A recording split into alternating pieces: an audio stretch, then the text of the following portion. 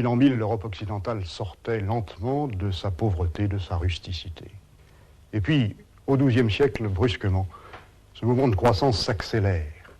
Le travail paysan qui a refoulé le marécage, la forêt, en finit par susciter l'irruption de cet acteur qui va tenir le premier rôle et qui est l'argent. Un progrès aussi vif que celui que nous avons connu et dont nous avons peine à croire qu'il puisse s'arrêter, et qui produit une sorte d'effervescence retentissant sur tous les aspects de la civilisation, et notamment sur la vision que les hommes prennent du monde, et notamment sur l'esprit du christianisme. Non plus la prosternation terrifiée, mais le sentiment que la religion est une affaire personnelle. Et si vous voulez, le passage de l'Apocalypse fascinante à l'Évangile qui montre un Dieu fraternel, un transfert qui se répercute sur l'œuvre d'art. Mais la croissance a un autre effet, regroupement, concentration. La possibilité de reconstruire des États, des principautés, des royaumes, des empires. Avec l'argent, on peut gouverner de loin. Et ce mouvement de rassemblement, il joue également sur les foyers de la création artistique. Ces monastères dont nous avons parlé, dispersés, Cardona, Tournu, Conques, où une aventure se produisait dans la dispersion et qui se regroupent, congrégations qui forment un empire spirituel admirable. C'est Cluny, le seul abbé de Cluny, plus puissant que les empereurs de la terre. Et en 1100, le grand monument, l'abbatiale de Cluny, construite avec l'or qui venait d'Espagne, avec l'argent qui venait d'Angleterre, offert par des rois, par des chefs d'État, un monument capital au plein sens de ce mot, c'est la tête de cet empire admirable, la plus belle création de l'art monastique.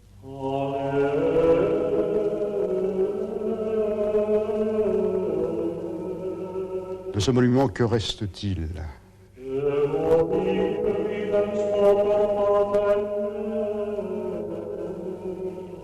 Quelques débris désolants.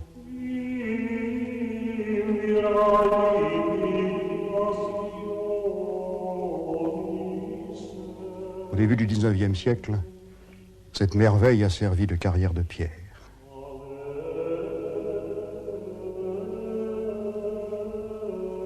Et pourtant, ces vestiges montrent ce qu'était le projet.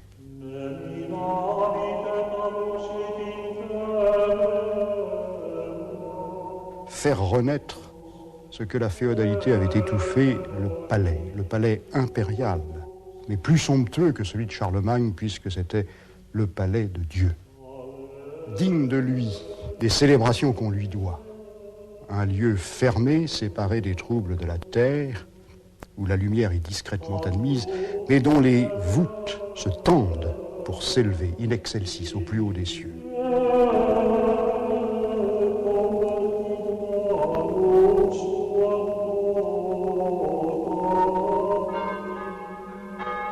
Du Grand Cluny reste cependant une réplique parelmoniale où l'on perçoit mieux encore quelles étaient les valeurs que les formes architecturales entendaient représenter. De l'extérieur, des signes seulement. La démultiplication envahissante des chapelles rayonnantes et sur la façade les trois porches comme un appel trinitaire à s'engouffrer, à tout quitter pour s'introduire dans la splendeur, dans l'harmonie, dans l'ordre.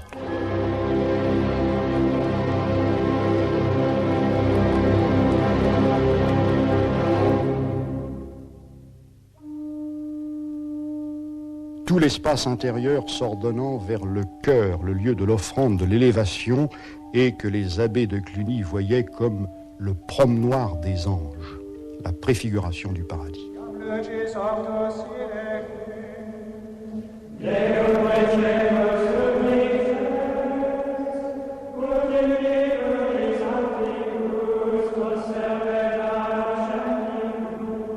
Un palais, le siège d'un empire plus parfait que celui de la terre, s'appropriant ce qui demeurait des formes romaines, les disposant pour le cérémonial, pour la fête, et réunissant toutes les somptuosités du monde. parce que les moines de Cluny, en toute bonne conscience, vivaient comme des princes formant la cour fastueuse du Tout-Puissant, des courtisans d'une sorte de Versailles immatériel, surnaturel, sacralisé.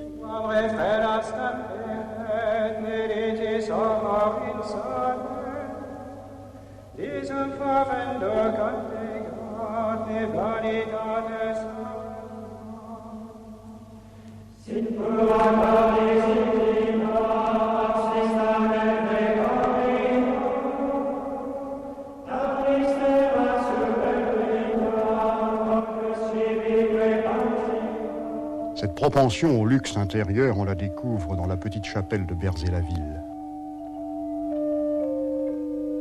Un oratoire privé, décoré par l'abbé Hugues dans l'un de ses grands domaines où il aimait à résider.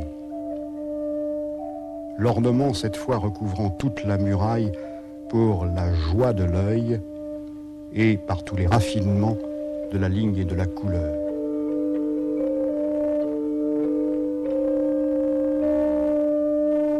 Mais déjà dans cet art, et c'est ce que le progrès du temps fait s'introduire, ce qui vient de l'aventure de croisade, déjà l'inclination vers l'homme Jésus.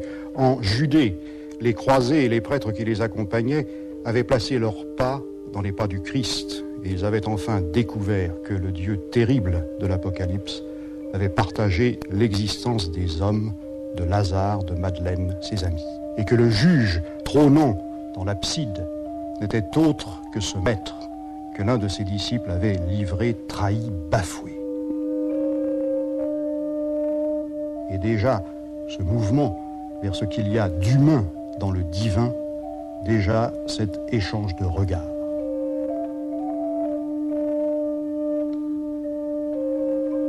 Sans doute tout ce qui vient de la tradition monastique et qui culmine dans l'art clunisien porte à préparer le logis du Sauveur pour son retour triomphal, à le saluer comme un roi, à le traiter comme un roi, à préparer son entrée.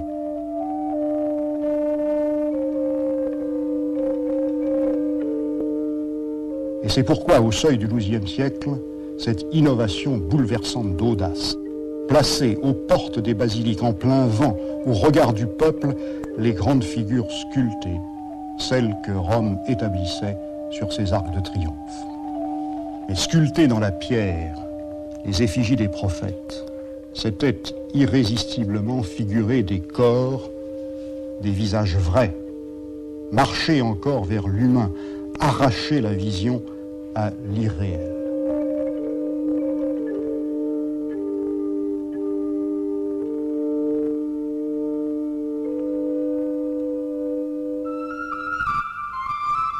Ainsi, au tympan de Moissac, la scène sort de l'Apocalypse.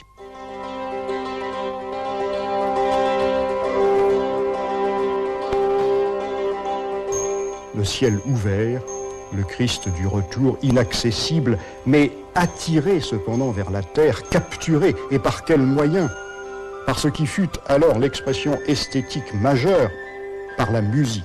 Sur les chapiteaux du chœur de Cluny, l'abbé Hugues avait ordonné que fussent représentés les tons de la musique.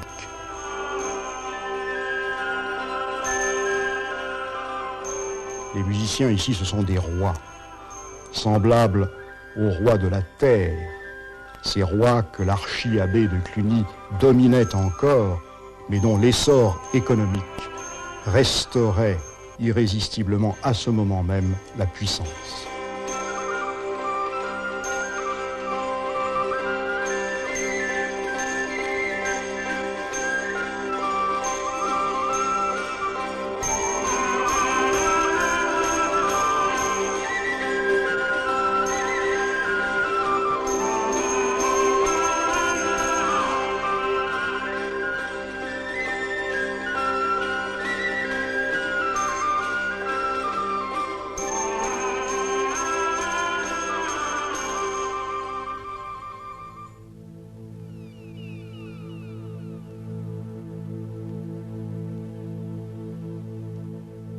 L'essor économique restaurait la puissance.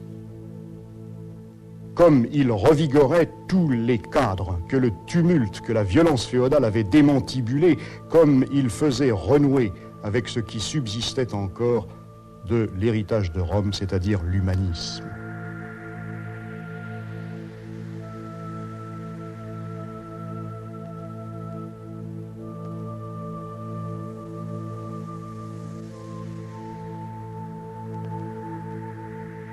À Liège, dans le bronze, pour un baptistère, pour cet instrument d'un rite qui est à proprement parler de renaissance, d'un sacrement qui n'est pas réservé à quelques élus comme les liturgies monastiques, mais qui doit se répandre sur le genre humain tout entier, le fondeur a figuré des hommes dans leur vérité, et parmi les baptisés le philosophe, parce que, dans l'élan qui l'emportait, le christianisme entendait s'annexer aussi le savoir antique païen.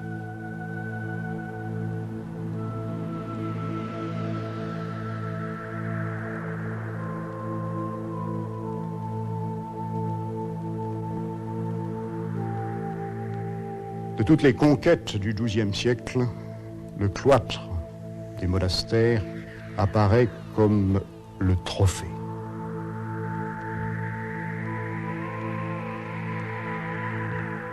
Orné somptueusement lui aussi de figures dont le rôle est de soutenir la méditation des religieux, des figures qui montrent le naturel, le végétal, l'animal, arraché au désordre, ordonné par la géométrie, par la raison, qui est dans l'homme la part de Dieu.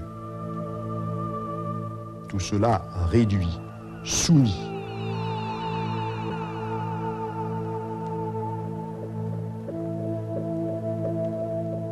Et où peut-on mieux saisir ce qu'il y a dans le monachisme du début du XIIe siècle d'impérialisme, de volonté de tout soumettre, les trois ordres de la société séculière que les moines qui s'en étaient éloignés regardaient de très haut. Le paysan, le guerrier, le prêtre.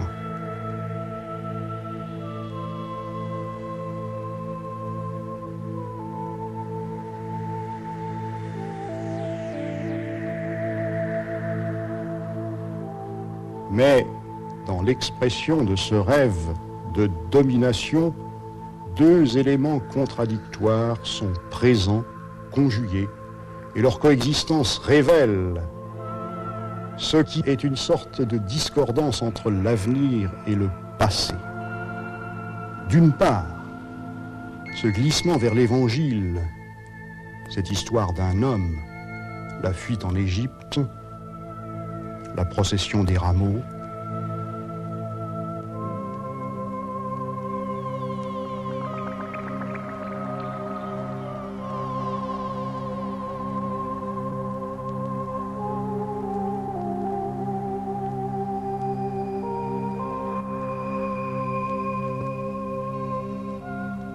des disciples qui partagent le pain avec le maître et qui sont ses frères.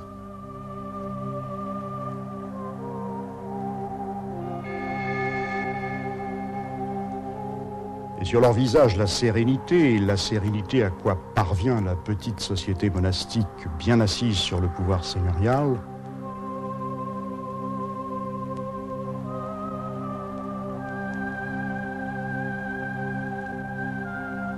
Et d'autre part, ce qui est un relent de l'ancien pessimisme. Le trouble, le mal, sans cesse évoqué par des signes qui sont ceux du fantasme, du cauchemar et de la frustration.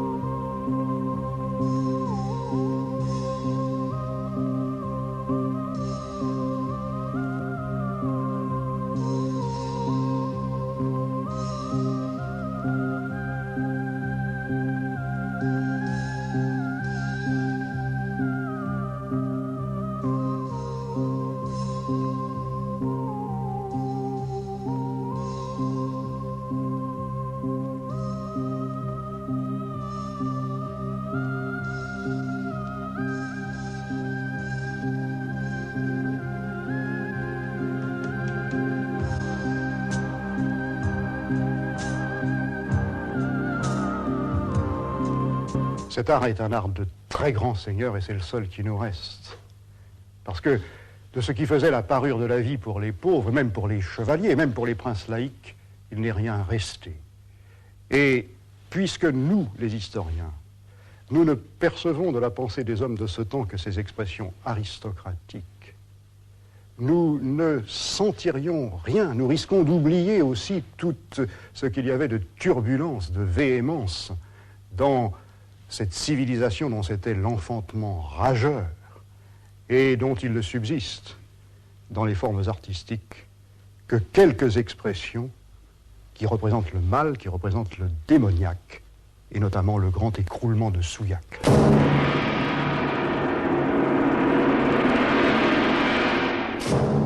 Que viennent faire dans vos cloîtres où les religieux s'adonnent aux saintes lectures ces monstres grotesques, ces extraordinaires beautés difformes et ces belles difformités? Que signifient ici des singes immondes, des lions féroces, de bizarres centaures qui ne sont hommes qu'à demi? Pourquoi des guerriers au combat? Pourquoi des chasseurs soufflant dans les corps?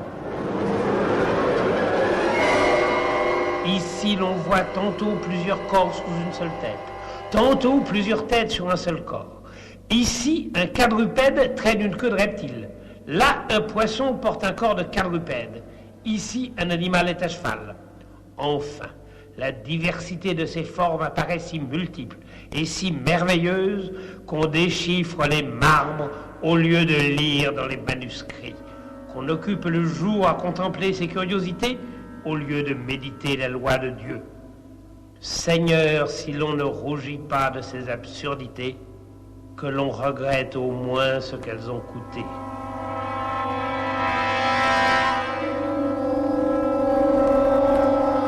Cette voix, cette grande voix qui s'élève condamnant Cluny, criant trahison, c'est celle de Saint-Bernard. Contestation. Et c'est à ce niveau de la très haute culture monastique que nous percevons les contradictions dont ce siècle comme le nôtre était rempli. Rupture violente. Saint-Bernard se battant contre tout, contre les cardinaux, contre les philosophes qui redécouvraient éblouis le savoir antique, contre les rois incestueux, contre les chevaliers qui aimaient trop l'amour et la guerre. Lutteur infatigable, intraitable, impossible, se traînant malade d'un bout à l'autre de la chrétienté pour moraliser, pour exhorter. Nous n'avons aucune image qui nous montre son visage, sa stature. Nous avons ses mots, nous avons ses paroles, une parole tonitruante, lancée de toutes parts par ces équipes de secrétaires qui recopiaient les sermons. Et cet homme qui connaissait le monde, puisqu'il n'était entré dans le monastère qu'à 20 ans, il avait vécu comme un fils de chevalier, il savait la corruption du monde, l'argent, il appelait à se dépouiller, il appelait à la pauvreté, et il protestait contre Cluny, contre l'art de Cluny, il proposait autre chose, et il a fait, pendant 30 ans, mais pendant 30 ans seulement, la victoire d'une autre forme, d'une autre congrégation monastique, celle de Cîteaux.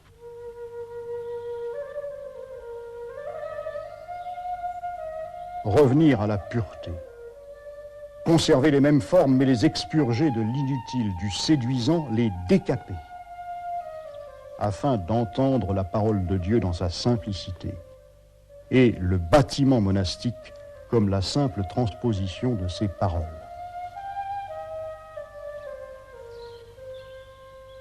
Renoncement à toute fioriture, et la voici. Les chapiteaux de Cluny, une floraison merveilleuse, les chapiteaux de Fontenay, l'angle droit, la simplicité.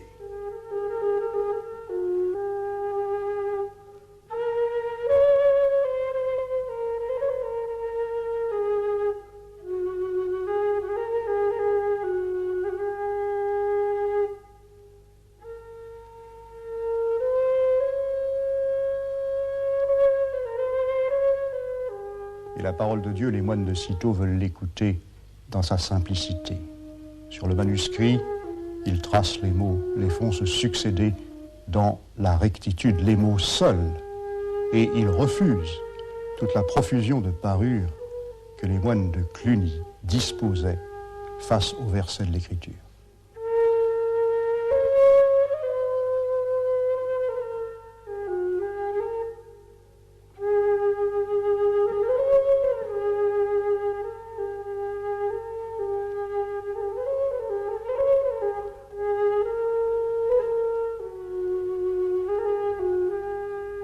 Retour au primitif, le roc, la pierre dans sa franchise, non point polie, mais gardant la trace de l'effort de l'homme.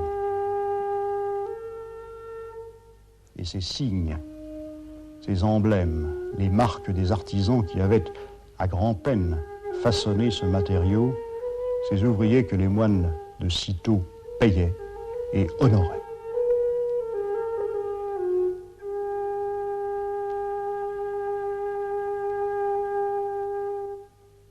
Retour, refus, s'écarter davantage, mieux renoncer au monde, s'isoler dans le désert. L'intention cistercienne est là, d'abord réactionnaire, rétrograde, échapper à la tentation du progrès, fuir au plus loin. Et c'est cela qui fit le succès de l'ordre cistercien, qui provoqua tant de donations, de conversions. La société du XIIe siècle s'enrichissait, elle restait encore prise dans des formes de vie religieuse qui lui faisaient croire qu'un homme peut être sauvé par le sacrifice d'autres hommes, des délégués à la purification générale, les moines. Le christianisme du XIIe siècle, pour une large part, demeure monastique, et le grand art du XIIe siècle, pour une large part, la création des moines. Mais ces gens qui devenaient riches, qui se sentaient souillés par l'argent, voulaient des moines plus purs, plus pauvres. Et ce que l'on admira chez les cisterciens, c'est qu'ils refusaient de se laisser prendre par la tension qui faisait alors s'accélérer le temps et qu'ils revenaient au temps calme, au rythme cosmique, le cycle des saisons, le cycle des heures du jour.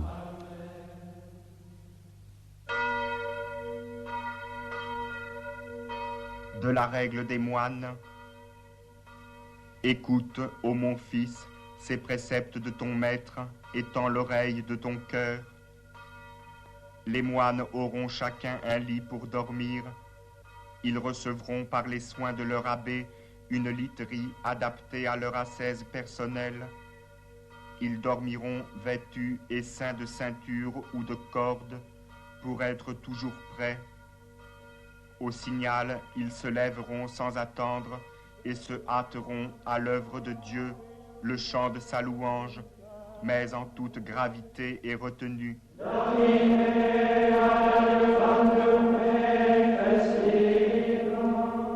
Dans leur refuge collectif, une communauté, tous les moines dormant dans le dortoir commun.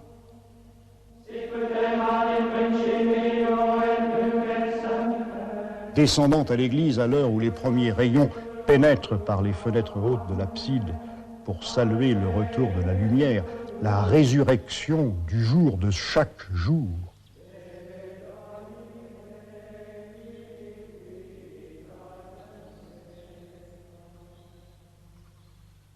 Chanter la reconnaissance, en paix, enfermé. L'oisiveté est ennemie de l'âme. Aussi les frères doivent-ils être occupés en des temps déterminés au travail manuel et à des heures déterminées aussi à la lecture divine. Nous croyons donc que ces deux occupations seront bien réparties selon les temps.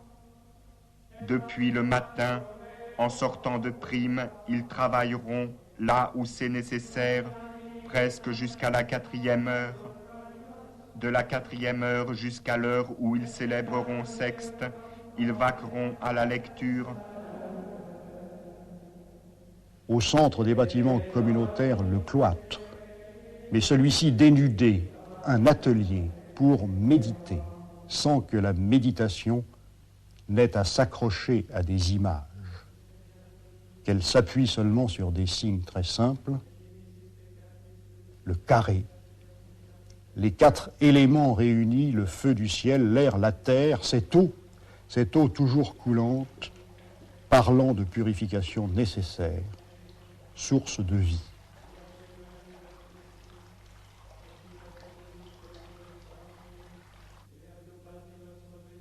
Chaque geste est en prière.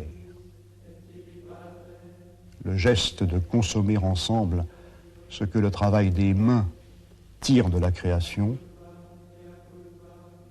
le geste de lire, de s'approprier, marchant, déambulant dans les travées du cloître, ce que contient le livre, sans que rien ne détourne l'esprit.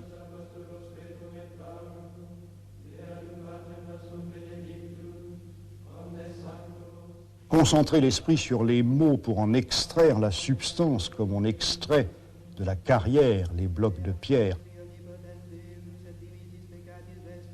Mâcher, remâcher les mots sans cesse, cette nourriture, elle aussi très simple, succulente, lorsqu'elle est laissée à sa pureté.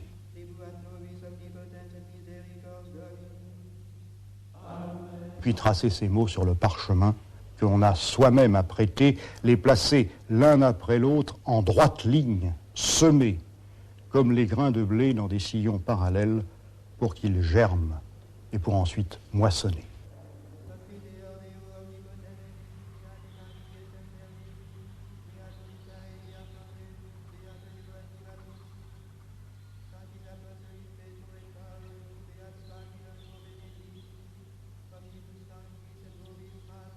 Le cloître, la salle où l'on écrit, des ateliers et d'autres ateliers où les gestes du corps s'appliquent cette fois à la matière brute, la forge. Par le travail patient, retirer le métal de sa gangue, l'affiner, le rendre utile, tel est le propos, le même, élaboré par le labeur, tirer des mots leur sens, dégager la noix de l'écorce, exploiter les ressources que le Dieu créateur a livrées et qui sont là, autour de nous.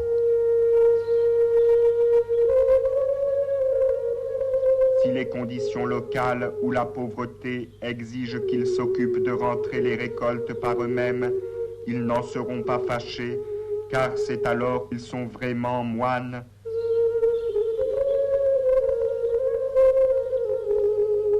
Et c'est pourquoi les forges et les greniers que les cisterciens ont bâtis sont aussi beaux que des églises, parce que le grenier, la forge, l'église sont les outils d'une même fonction, d'un même office.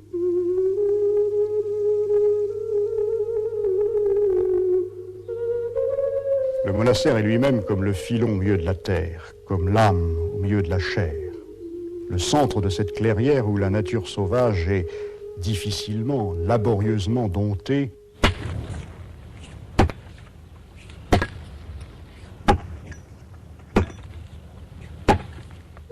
contrainte à produire, arrachée à sa somnolence, à sa turbulence, mettre en valeur le jardin d'Éden par toutes les ressources de la technique, l'esprit dominant le matériel. Assumer la condition de l'homme humblement, mais coopérant ainsi à l'œuvre du Créateur qui est une œuvre continue. Les moines de sitôt au travail, refusant, à la différence de ceux de Cluny, de se nourrir de la peine des autres, revenant vers l'Église après les heures de fatigue pour des liturgies courtes.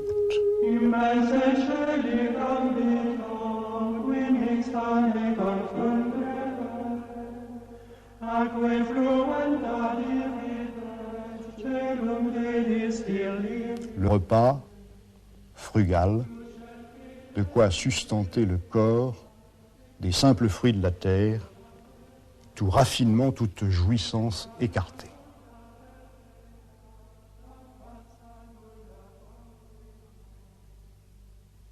Après sexte, en sortant de table, ils se reposeront sur leur lit dans un silence complet.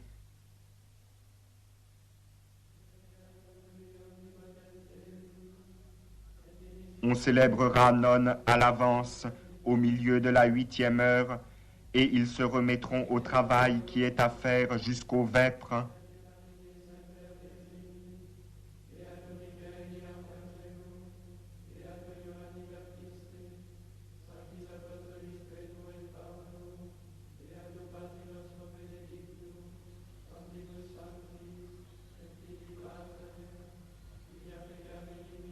Les moines de Cîteaux, retournant dans les champs, dans les pâtures, et se situant ainsi, malgré leur refus du progrès, aux avant-postes de toutes ces conquêtes techniques et sur le front pionnier de ce siècle producteur. Et produisant en surabondance ce que le monde, précisément, dans son progrès, demandait: le bois pour construire les villes, le fer, le verre, la laine pour tisser les draps, ne consommant pas tout cela puisque ces moines avaient choisi de vivre dans l'abstinence, mais portant ces denrées au marché, les vendant, et le blé, la laine devenant de l'argent, des pièces de monnaie. De l'argent, mais qu'en faire? L'aumône, c'était difficile. Les monastères étaient éloignés de tout. Cet argent, on l'employa à bâtir. 300 monastères en 30 ans.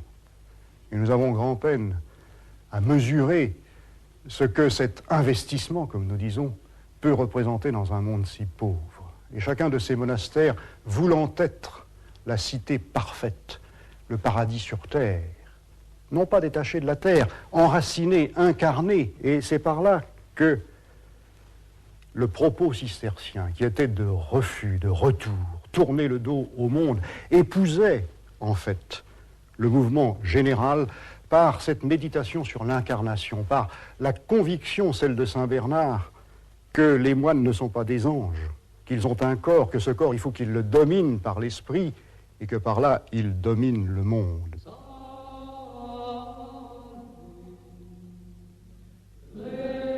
Et le soir, chaque soir, le troupeau revenant au bercail, rassemblé de nouveau dans l'ordre protégé du cloître autour de son berger, l'abbé, le père, enseignant ses frères, parlant de l'amour de Dieu et du progrès par degrés de l'homme qui se rénove dans l'abstinence, l'humilité et l'effort toujours repris.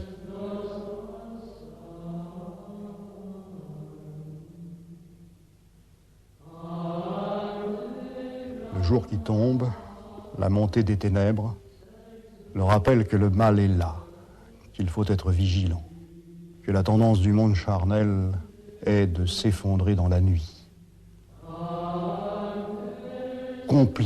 Accomplissement, le dernier chant qui est de requête, se réconforter dans l'inquiétude qui vous prend le soir éreinté, appeler le retour de la lumière.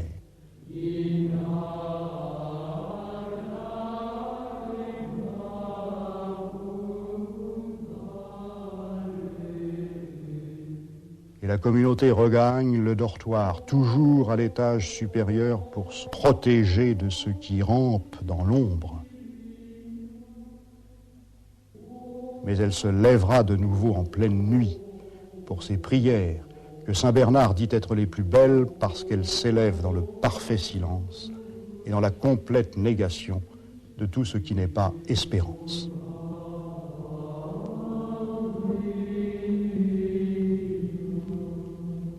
Mais voilà que surgit la contradiction et au fond la cause de l'échec. Parce qu'on s'aperçut bientôt que ces religieux qui avaient choisi la pauvreté, ils gagnaient plus d'argent que tous les autres.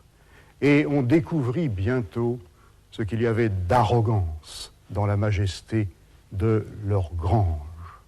L'art cistercien, c'est l'automne du monachisme, un fruit admirable. Mais le monachisme est du passé rural, dans cette très vieille tradition qui condamnait le terrestre. Et le printemps, il est ailleurs. Il était dans l'élan d'optimisme conquérant qui fit, alors que la victoire des croisés ouvrait la Méditerranée aux négociants chrétiens, qui fit bâtir à Pise, avec le butin prit aux infidèles une cathédrale sur le mode roman, qui fit bâtir à Palerme, sur le mode byzantin et musulman, les palais des princes du siècle, maîtres de la mer et de ses merveilles. Et le printemps était davantage dans cette révolution profonde, qui fit peu à peu prendre conscience que le péché réside en chaque homme à l'intérieur de lui et qu'il appartient à chaque homme de s'en délivrer et pour cela d'écouter l'Évangile.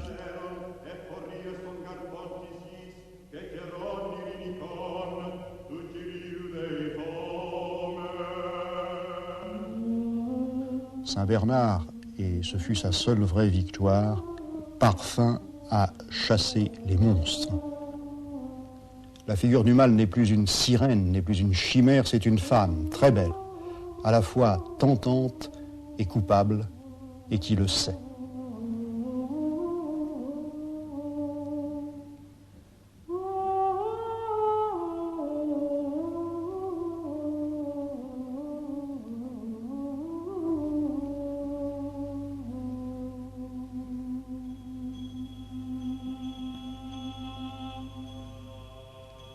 Saint Bernard avait prêché la seconde croisade à Vézelay. Il avait parlé devant le prodigieux ensemble sculpté, monastique encore, procédant directement de l'esthétique clunisienne, mais qui, lui, illustrait le nouvel esprit du christianisme. Le Christ Jésus dans sa majesté, source de lumière, lumière émanant de ses mains, la lumière de l'esprit, vivifiante, non point tenue sous le boisseau, enfermée comme elle l'était dans les cryptes de l'an 1000, comme elle l'était encore dans les somptuosités encloses de Cluny, comme elle le demeurait loin du monde dans les monastères cisterciens pour la seule illumination de quelques parfaits. La lumière maintenant diffusée, répandue de toutes parts pour maîtriser l'univers dans l'espace et dans le temps. Sa Majesté voile les cieux, la terre est pleine de sa gloire. Son éclat est pareil au jour, des rayons jaillissent de ses mains, là est cachée sa force. Et cette expansion lumineuse, elle n'est pas pour plus tard, elle n'est pas repoussée dans les lointains de l'Apocalypse, elle n'est pas attendue et refusée pour l'instant, elle est là, dans l'instant, et le royaume peut être de ce monde. Il est conquis par des hommes, les apôtres.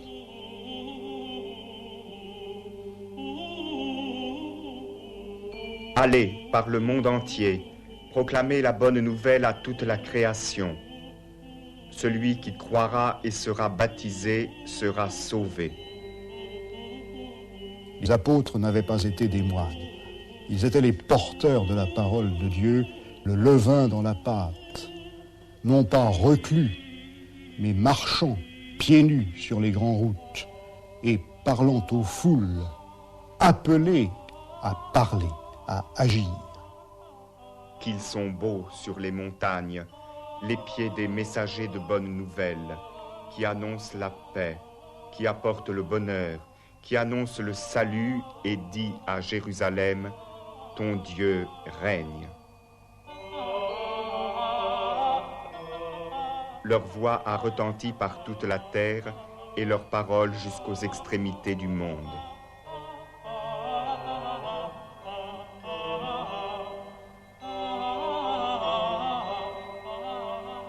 Tous furent remplis de l'Esprit Saint et commencèrent à parler en d'autres langues selon que l'Esprit leur donnait de s'exprimer.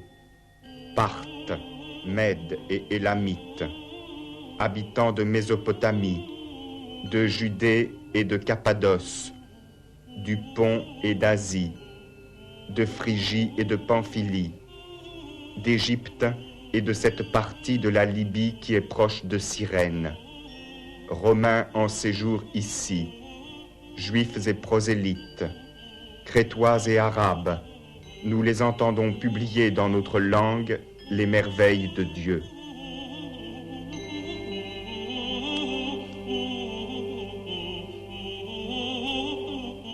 Ce ministère pastoral, il est symbolisé sur cette image. Les peuples de la terre, qu'il faut tous, jusqu'au plus lointain, évangéliser, et le temps dans sa durée continue, mois après mois. Il y a le moment pour tout, et un temps pour tout faire sous le ciel.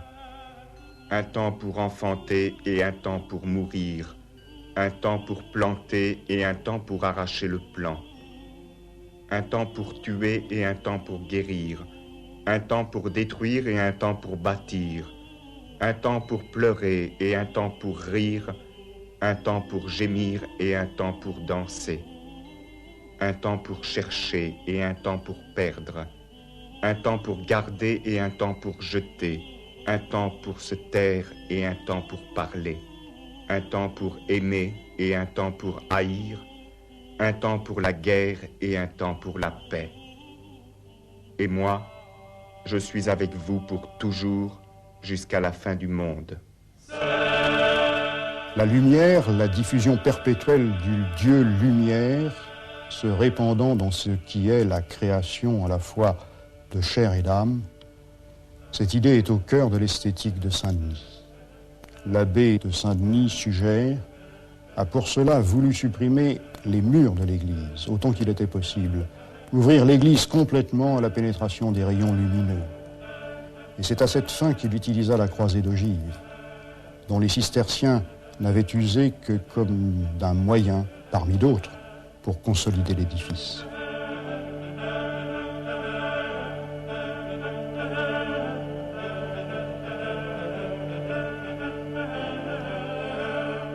Cette lumière, l'abbé Suger l'a voulu triomphale et pour cela parée, embellie de toutes les rutilances des gemmes, c'est le vitrail, la gloire. Et le monument qu'il conçut célébrait simultanément la gloire du roi des cieux et la gloire du roi de France.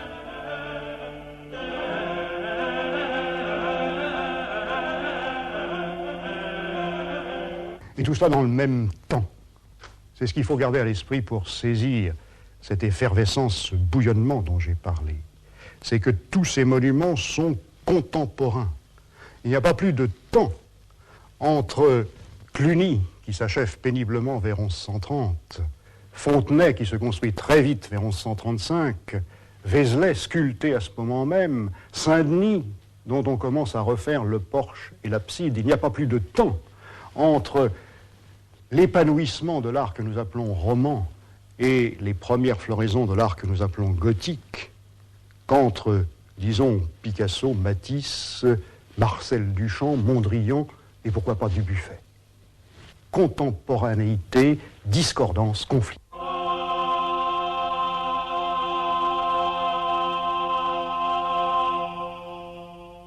Pureté intérieure, noblesse extérieure, l'âme, le corps, l'incarnation. Suger est un moine, mais il met le monachisme au service de l'État monarchique. Il reprend le schéma des concordances entre l'Ancien et le Nouveau Testament, qui était celui des portes de bronze d'Hildesheim, mais il le reprend dans un tout autre esprit parce que, entre-temps, il y a eu la croisade et la révélation de l'existence charnelle du Christ. L'arbre de Jessé, sur l'un des vitraux de Saint-Denis, montre Jésus comme l'aboutissement d'un lignage d'hommes, d'une tige sortant d'un ventre d'homme, montant de génération en génération. Et les jalons, ce sont des rois, les rois de Juda, mais ceux qui voyaient cette image reconnaissaient sur leur visage celui du roi de France.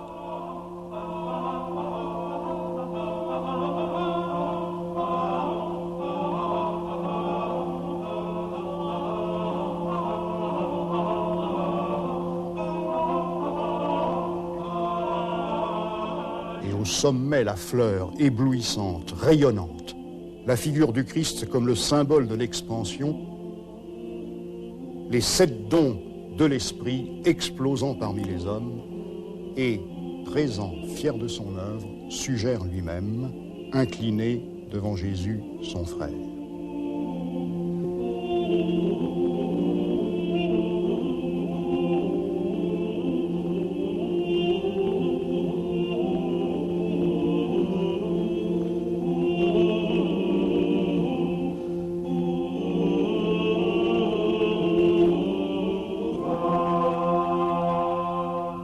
dans le dernier tiers du XIIe siècle, c'est dans les cathédrales que se poursuit l'entreprise, mener la guerre à Fontenay, à Saint-Denis, à Vézelay. Et ainsi, dans la cathédrale de Laon, confluent les deux courants principaux de cette longue recherche et les plus purs. La rigueur, la simplicité qui vient de Cîteaux et la volonté d'illumination qui vient de Saint-Denis. Et la conjugaison aboutit à cette esthétique admirable que les gens de cette époque ont appelée l'art de France, puisque son berceau fut en effet l'Île-de-France, les provinces environnant Paris.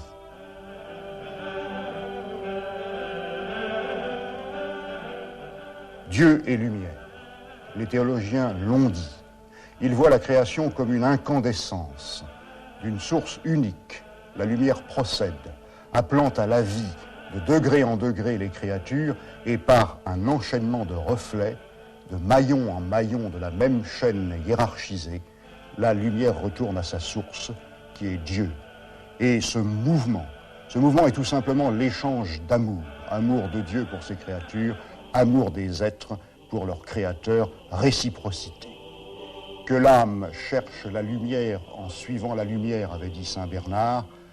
Abélard, qui lui ne méditait plus dans un cloître mais qui enseignait à l'ombre d'une cathédrale, l'avait répété.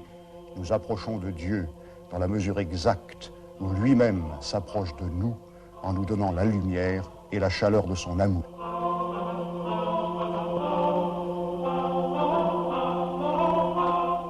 Par le feu de l'amour, véritable intelligence de Dieu, l'âme passe du monde des ombres à la lumière du plein midi. Et c'est pour cela que la cathédrale, séjour de Dieu, fut voulue translucide.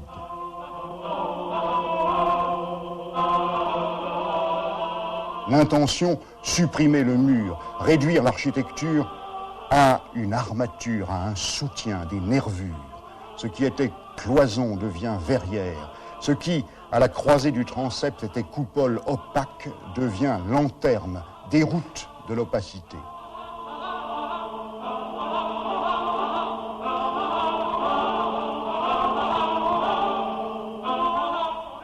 L'espace interne de l'édifice n'est plus rompu. Il devient homogène, unanimement baigné par la lumière, c'est-à-dire par ce qui est à la fois connaissance et charité.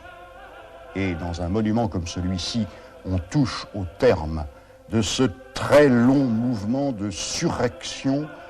Il part des cryptes de l'an 1000 ténébreuses, il sort de terre, il est ascension, déploiement, et il se termine par cet ensemble de ramures verticales en quoi le céleste est capturé. La fenêtre devient l'élément majeur, la dominante de cette symphonie de pierre et de verre. Double image, celle de la rose qui progressivement s'allège, qui se met à tournoyer et qui entend précisément montrer le mouvement circulaire d'expansion et de retour qui distribue l'infinie diversité du créé et qui, simultanément, le ramène à l'unité. Et l'autre image verticale, ascensionnelle, toujours plus aérienne,